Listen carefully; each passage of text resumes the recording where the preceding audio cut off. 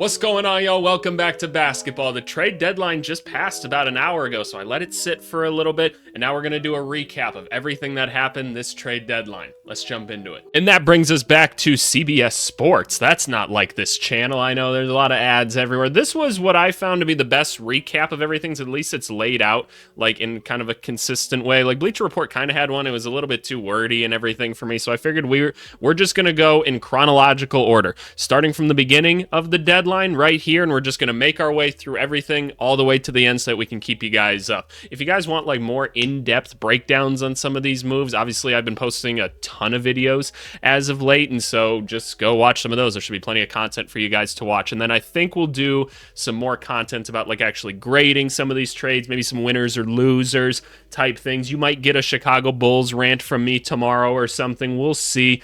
We'll see how I'm feeling at that point.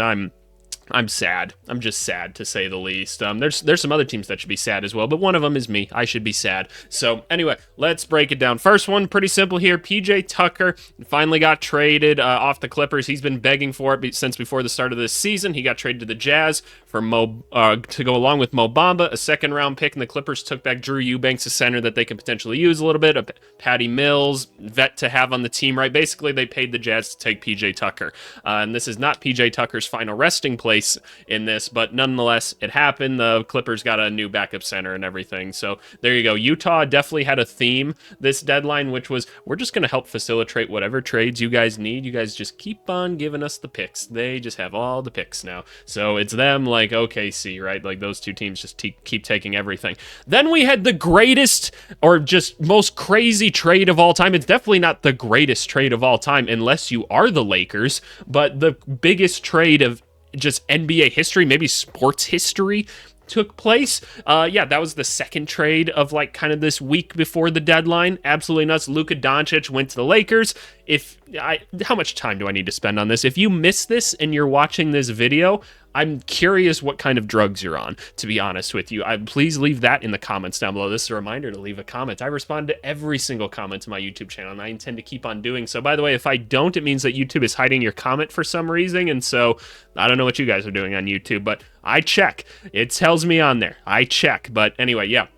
Luka, along with Maxi Kleber and Markieff Morris, who aren't going to be anything all that useful to the Lakers right now. Maybe if Kleber comes back at some point, he could be of use. But anyway, the Dallas Mavericks got Anthony Davis, Max Christie, two very nice players and a first-round pick. But they traded Luka Doncic, which is completely idiotic and stupid, and I can't believe that this actually happened still, but it happened. And then the Jazz, again, came in and they were like, oh, you guys need us to take a little something? We'll take Jalen Hood-Schifino. Yeah, we'll take him. We'll take him. Don't you worry about it. Just give us those 2 little seconds, okay? Give me. So yeah, that trade happened. And then my Chicago Bulls were like, you know what?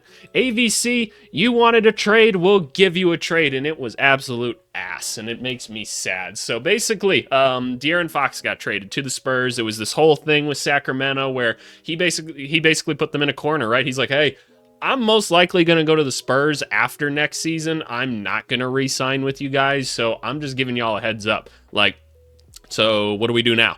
And the Kings were like, shit, I don't know.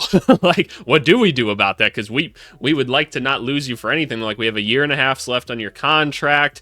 I guess we'll trade you. And so they looked at other teams trying to get something because the Spurs are basically waiting on the other line being like, yeah, we know. Like, we know that you can't trade him anywhere else, really, because no other team's going to logically take him. And we know that, like, there's nothing you can do about this. You either have to give him to us or we're going to wait right here. So they have all the bargaining that they could possibly want in the world, right? Fair enough. Good for them. So De'Aaron Fox gets sent to San Antonio at the end, along with Jordan McLaughlin, who we'll see if he actually gets playing time. But the Kings actually do okay despite everything. They bring back Zach LaVine, who is a step up offensively even than De'Aaron Fox. Probably a step back defensively, but a player on kind of the same plane, if you will. City Sissoko, who did not end up sticking around there, but we'll talk about that. A 2025 protected first-round pick that they're never going to see. A 2027 first-round pick via the Spurs. We'll see how valuable that is. And a 2031 pick from the Timberwolves. So really, like, 2 first-round picks, neither of those very valuable to the Spurs because they got to keep the Atlanta Hawks picks that they have, and they didn't have to give up any young guys for it, so any valuable young guys to them, I should say. Sorry, City Sissoko. And they got some second-round picks because Of course. There you go. I believe the Bulls also gave them this second round pick because they're like, oh, you're getting a really good player in this trade and we're not. We should give you a second round pick for that, because the Bulls do that every time. And it's just like such a little extra slap. It's like they looked at me and made fun of me, and then they gave me a little like pat afterwards. Like, that's kind of it. But what did the Bulls get? They got back a bad contract in Zach Collins, Trey Jones, which I'm excited about, add to the entire point guard roster that we're trying to build in Chicago currently, and then Kevin Huerter, a shooter that can't shoot. And then we got a first round pick, guys. Wait, it was our own. That was like top 10 protected anyway, so we were probably gonna get it. Let's just move on before I get more mad. Ooh, this trade almost got voided. The Dallas Mavericks got busy again after being like, okay, we're on a hot streak. We just made a great trade, right? They didn't. They were like, you know what? Let's jump back into the game to see if we can't make something else happen. And this one honestly made some sense. They traded Quentin Grimes for Caleb Martin. Originally, it was Quentin Grimes and a second-round pick for just Caleb Martin. And then the Mavericks basically complained to the NBA that Caleb Martin's actually more hurt than the Sixers let on. So the league was going to let them void the trade, but they were like, hey, if you guys just throw in an extra second and kind of amend this trade, we'll still let it go through. Basically, the Mavericks like, we'll just presume that we'll get Caleb back in a few weeks or something like that. So fair enough. Why did they do this? Basically, Dallas knew that Quentin Grimes is probably going to want a little bit more money this offseason. Caleb Martin is a very solid player that's on a very controlled contract, and so they want to have the roster flexibility and the salary flexibility to make a deal in the offseason should they want to acquire like a third superstar type of guy. Now, they could have just kept like one of the best players in basketball and just kind of rolled with that because they were in the finals last year. Should I be mad about it? I should be mad. We're not going to let them forget about this. If you're a Dallas Mavericks fan, how are you even a fan of this team after this? I don't know how you'd be able to do it. I'd be devastated. I'd be so devastated. Like, at least with like Derrick Rose and me, he just kept getting hurt. So like, what am I supposed to do about that? When he got traded, I was just like sad. Like, yeah, that makes sense. But this is crazy. So yeah, we'll see what happens with these. The Sixers, good for you guys. You guys got a pick in this year's draft and you got a good young shooter. Cool. Good for you. Oh, yes, this trade. Then the Milwaukee Bucks got busy, and they decided to make themselves a new big three with Kyle Kuzma. That's a fun one, right? That's a fun one. So the Bucks got Kyle Kuzma. They got Jericho Sims. That was a later part of this trade that they brought the Knicks in on, which I actually think is an underrated addition to the team, just because they don't really have a center like that. I know Knicks fans are pretty like, buy Jericho Sims, right? And totally fair at the end of the day. They also got a second-round pick, which is kind of cool for this year. They could definitely use that to fill out the end of their roster after this season. But Kyle Kuzma, look, at the end of the day, he has a higher ceiling with them than Chris Middleton did at this point in his career, so we'll see. Kuzma's been very up and down and mostly just down as of late, but he is extremely talented, so we'll see if the Bucks can get anything out of him. I'm very curious to see some of the lineups that they run with Kyle Kuzma. The Wizards, they got Chris Middleton. They got a vet on the team that can hopefully help steer the ship a little bit for some of these young guys. Cool. They pick up A.J. Johnson, so they take a flyer on him. He's a couple years away from being anything. They got a pick swap and $1 million from the Bucks, so the Bucks, you really didn't have to give up a ton to do this. DeLon Wright is on his way to New York. I'd be surprised if he stays on the roster, and they got paid to basically take him for Jericho Sims. This will open up like a roster spot or something. And then Patrick Baldwin Jr., amongst all this, got routed to the Spurs. We'll see if he sticks on there whatsoever. Then we have a trade that we saw coming from months away. Jaden Springer got traded to the Rockets, along with a 2030 second-round pick, and the Boston Celtics got back some sort of second-round pick. Basically, this just saved the Celtics like a shit ton of money or something like that. So there you go. It made some sense. Good job, Celtics. You did the one thing you had to do. Then the Oklahoma City Thunder got paid to take on Daniel Tice. Basically New Orleans just kind of was like, here, please take him so that we can avoid the luxury tax, which, makes sense at the end of the day. We can see Carlo play a little bit now. I've been excited to see him. If Daniel Tice does hit the buyout market, that'll definitely be someone that people are interested in because bigs are basically gold at this point. If there's any sort of NBA capable big out there, teams are needing it. Speaking of bigs, Sacramento went and got one of the few backup ones out there. Jonas Valanciunas for City Sissoko and 2 second-round picks. Great, right? They were looking for a center. It's not quite the center they were looking for. They were looking for more of a rim defender or something like that, but they've been looking for a center for a long time, and now they don't have to see Alex Len on the court anymore. I know Kings fans are happy about that. Sorry, Alex Len, no offense, I promise. But yeah, you didn't really have to give up much. You went and got Valanciunas, who can be on the team for this year and the next 2 afterwards. Should just be a solid backup. So there you go. You got your backup center. The Kings actually made out pretty good this deadline overall, so shout out to them. Then we have another blockbuster deal right here. Very interesting. Jimmy Butler finally got moved. The saga was over. Jimmy Butler gets the last laugh. He moves on, and he gets the contract extension, which is a shit ton of money. Dude got a shit ton of money. I don't remember exactly how much it was. It was like close to like 60 million or something, was it not? Right? Or maybe it was. I don't know. But anyway, the Warriors get their next star in Jimmy Butler. Cool. They got Steph, Draymond, and Jimmy now. That's a badass group of dudes right there. So we'll see. Is that enough to get you in the playoffs?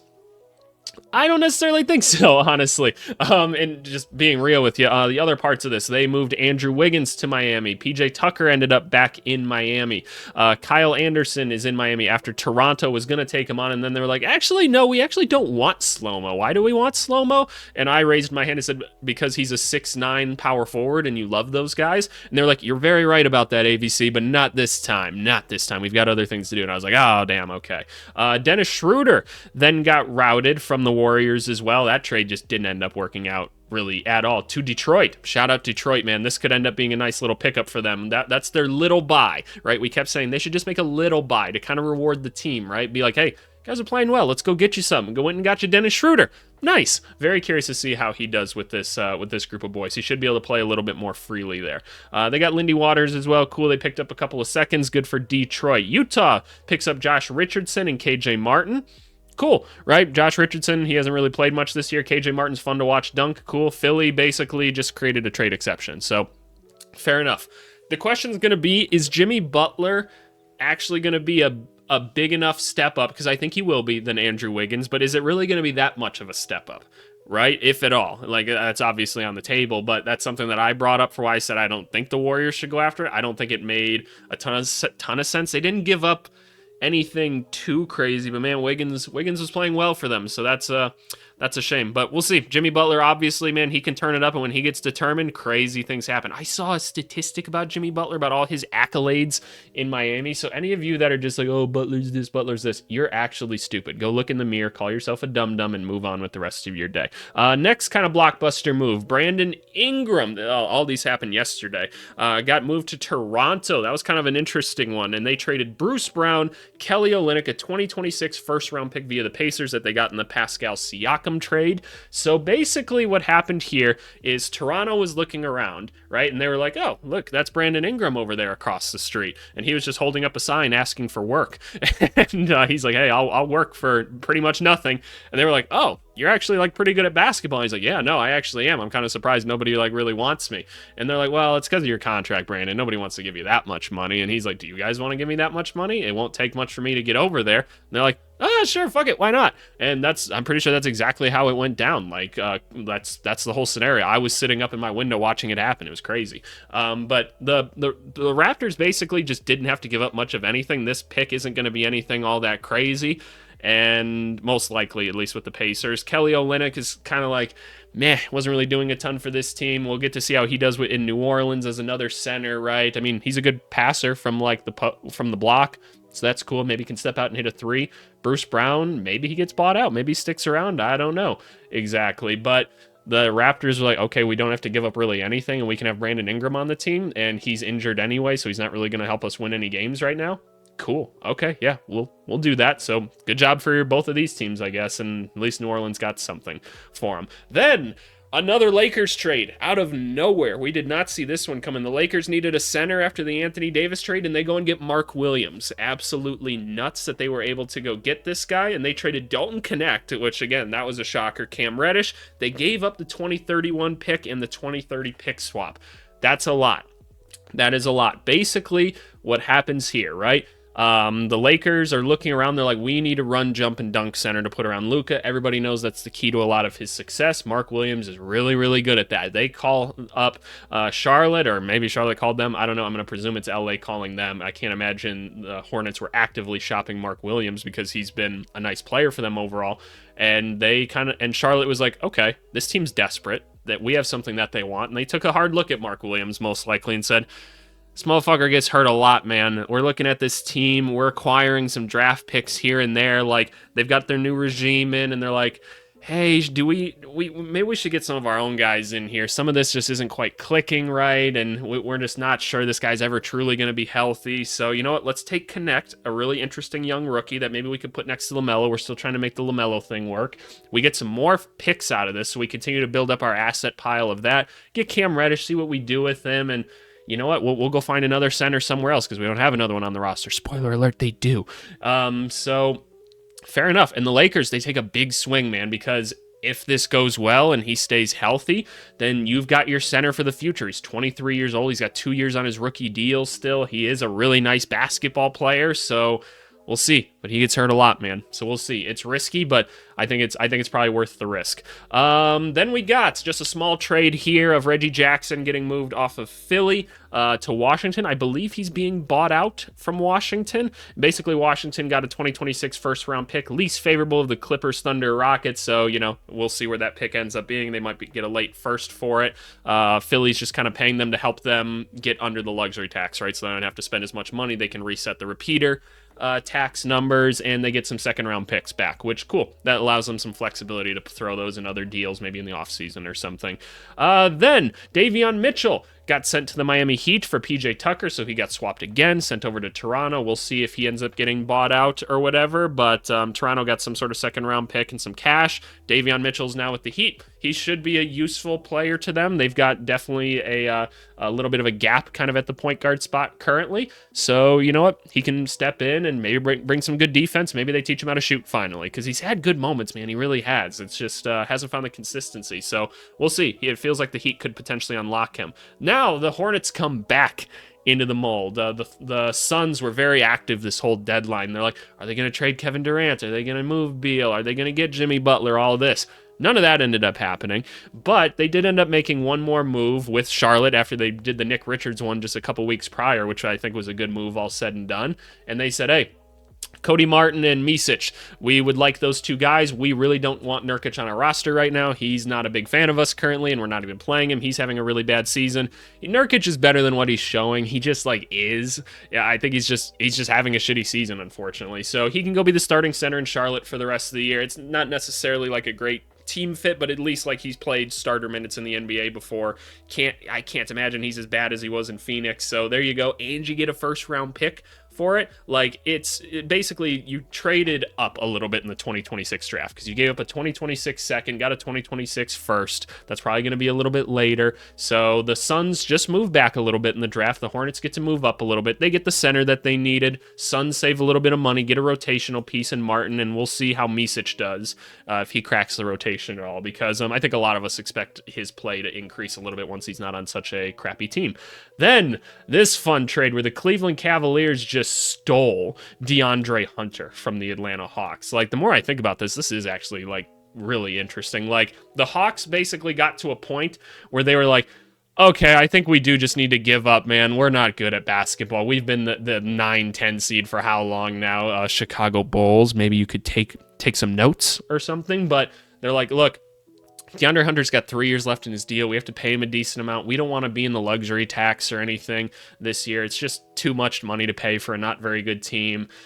This is the most valuable he's ever going to be, so let's try to move him now and get something for him and try to get some salary relief. Cool. They call up Cleveland. Cleveland's like, we would love to build like the greatest starting five in the NBA. That would be really fun for us. And so they did. They got DeAndre Hunter, and they gave up Karis LeVert, who's having a really good season for them as like a six-man type guy, but still DeAndre Hunter is better because he's possibly the most improved player in the NBA, around 20 points a game, like inefficient and plays defense and all that fun stuff, and it's exactly what the Cavs needed, so good for them. But they give up Georges Niang too, that's fine, it's whatever. They get these pick swaps that most likely neither of them are going to actually become anything for the Hawks upon reviewing them because of just like who they're swapping with in like Utah and stuff, so probably just nothing here. And so they get 3 second-round picks and salary relief for DeAndre Hunter.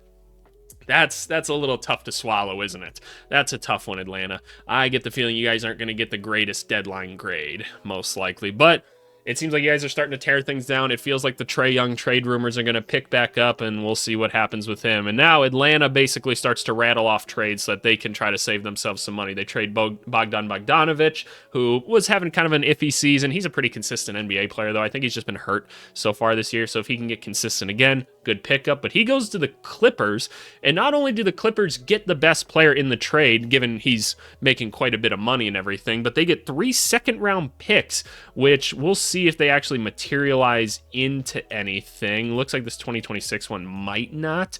We'll see, but like they get a 2025 second, which is awesome. 2027 one, they get it back, so that's cool. They have their own asset back, and like I said, they get the best player in this trade. I'd like to think that he's going to pick up his play. And who do they trade? They trade Terrence Mann, who's on a pretty questionable contract. I see Clippers fans are already a little upset because he was kind of a big culture guy for them. Well, on the court, he wasn't that useful, unfortunately, and so he's off to Atlanta. They don't have to worry about his contract anymore, and Bones gets a chance to shine finally. So that's an exciting thing at the end of the day. Shout out Bones.